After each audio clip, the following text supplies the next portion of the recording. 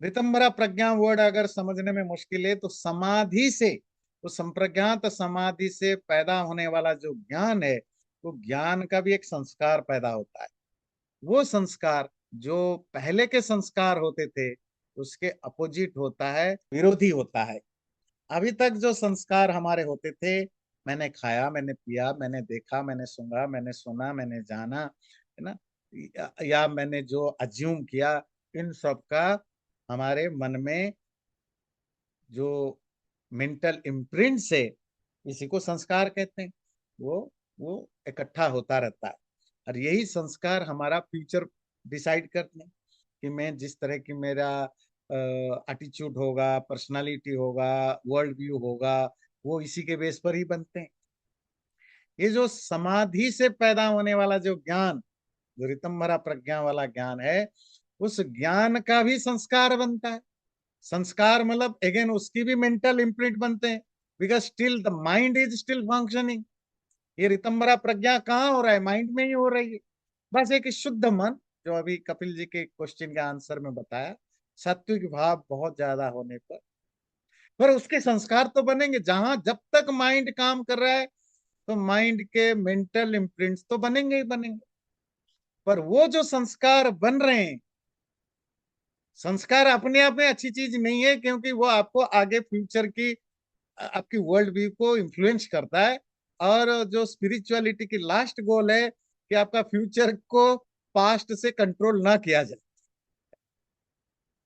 बात क्लियर हुई? पास्ट से फ्यूचर का कंट्रोल ना हो, ये वाला लिंक काटना है, तभी मोक्ष मिलेगा, मुक्ति मिलेगी। तो समाधि से उत्पन्न होने वाला ज्ञान, उस ज्ञान का भी संस्कार होता है। पर एक फर्क है कि समाधि से, समाधि वाले ज्ञान से जो संस्कार हुआ, वो संस्कार अपने पहले के संस्कारों के विरोधी है। विरोधी मतलब एनिमी है। वो उनको खा जाता है, नष्ट कर देता है। आपके पुराने संस्कार जो रजोगुण तमोगुण के कारण पैदा हुए थे, वो सब उसमें नष्ट हो जाते हैं। आप कहेंगे ये तो थोड़ा माइथोलॉजिकल टाइप का लगा, प्रवचन टाइप का लगा, इसकी लॉजिकल प्रोसेस क्या है, कैसे खाएगा, कैसे नष्ट करेगा?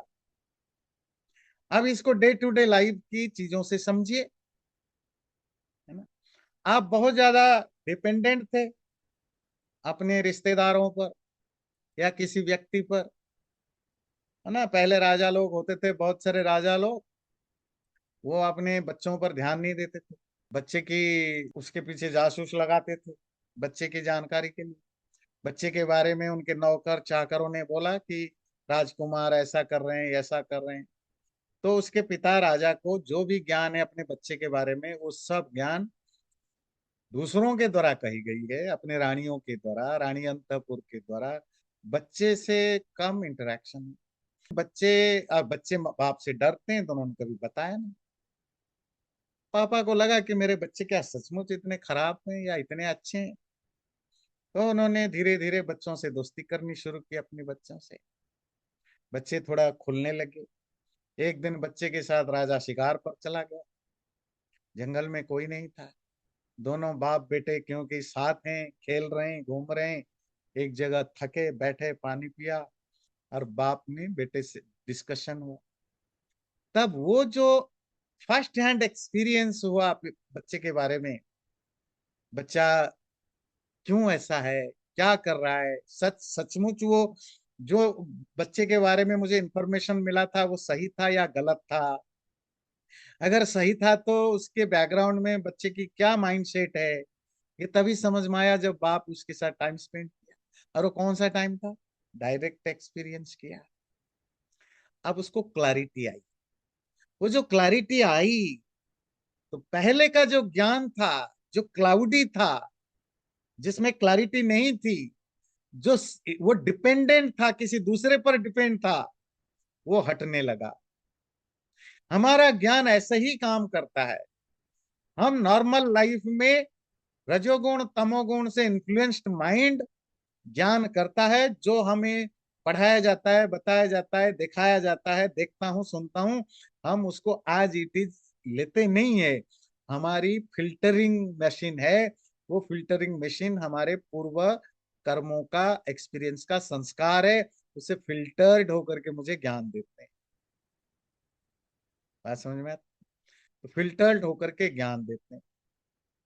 सपोज जस्ट मुझे रैंडमली एग्जाम्पल आ रहा है, आप हिंदू हैं, अब हिंदुओं में अलग अलग सेक्ट हैं, आप मुसलमान हैं, क्रिश्चियन है, और मेरे क्लास में सपोज अलग अलग रिलीजन के भी लोग हैं, और जो जो मैं बताता जाऊंगा, जब भी मैं गॉड का नाम लूंगा, जब आत्मा का नाम लूंगा, आत्मा की बात करूंगा, ईश्वर की बात करूंगा, तो वो जो अलग अलग रिलीजन से जुड़े हुए लोग, वो उसको क्या समझेंगे? क्या वो समझेंगे जो मैं बताना चाह रहा हूँ?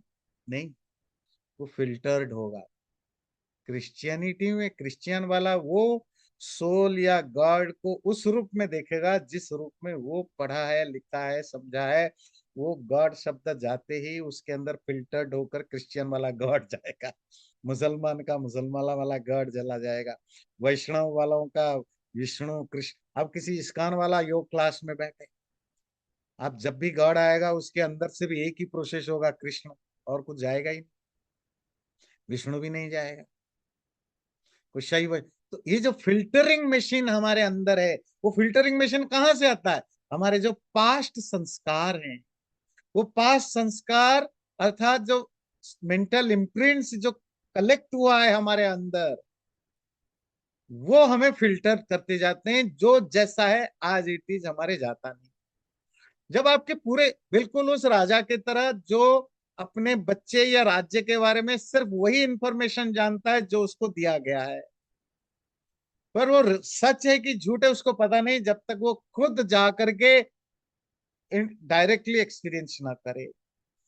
तो यही, जब रजोगुण तमोगुण कम होते जाते हैं और एक्सटर्नल दुनिया से आपका कनेक्शन कम होता जाता है, तो जो सत्वगुण डोमिनेट करता है, और आप अंदर की चीजों को आप आज इट इज आप जान पा रहे हो, वो उसका जो संस्कार बनता है, वो संस्कार पहले के द्वारा जो रजोगुण तमोगुण डोमिनेटेड स्टेज में जो संस्कार आए थे, उनको वो जब ऊपर खड़ा होकर देखता है नीचे वालों को, उसको लगता है कितना गंदे थे, कितना झूठ था। बिल्कुल वैसे ही जब आप 50 के हो करके अब अपने चाइल्डहुड की अ, हरकतों को, बचपन की, जवानी की, जिस तरह आप सोच रखते थे, जिस तरह की समझ रखते थे, आप अपने पर ही हंसी आती है। बचपन में आपको लगता था चंदा मामा है, एक दिन आएगा, मेरे हाथ पकड़ेगा, मुझे प्यार करेगा, मम्मा ने गाना सुनाती थी, चंदा मामा। और मैं सचमुच मानता था चंदा मामा है। जब मैं स्कूल में पढ़ता था तो मुझे पता था कि भाई जो भी हमारे वर्ल्ड व्यू होते थे, वो कितने बचकाने थे, चाइल्डिश थे। अब अपने ऊपर आपको हंसी आती है, क्यों? अब आपका ज्ञान काफी हायर लेवल की हो गई। सेम प्रोसेस यहाँ भी है। समाधि जब ज्ञान का लेवल इतने हायर लेवल पर हो जाती है, पिछले ज्ञान सब बेकार, बहुत फुल ऑफ डर्ट, डस्टी लगते हैं, तो फिर वो अपने आप क्लीन हो जाते हैं। और क्लीन होने का कुछ नहीं है। जब आपको लगता है ये ज्ञान फॉल्स है, वो गायब हो गया, अब आप कुछ और समझने लग गए। तो इस तरह समाधि ज्ञान से जो उत्पन्न हुआ संस्कार, वो अपने पुराने संस्कार को नष्ट करता है।